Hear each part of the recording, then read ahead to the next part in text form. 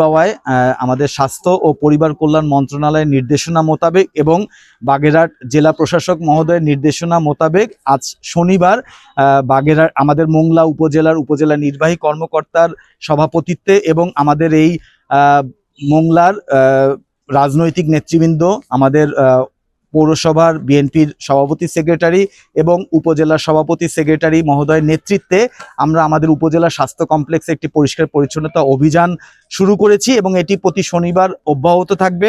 আমরা চাই সবাই সচেতন হোক, কারণ একমাত্র সচেতনতাই পারে ডেঙ্গু রোগকে প্রকোপ কমাতে। কারণ আমাদের বাড়ির আশেপাশে যে পানি জমে থাকে, বাড়ির আশেপাশে যে ময়লা জমে থাকে, মূলত সেইখান থেকেই ডেঙ্গু রোগের প্রকোপ বাড়ছে।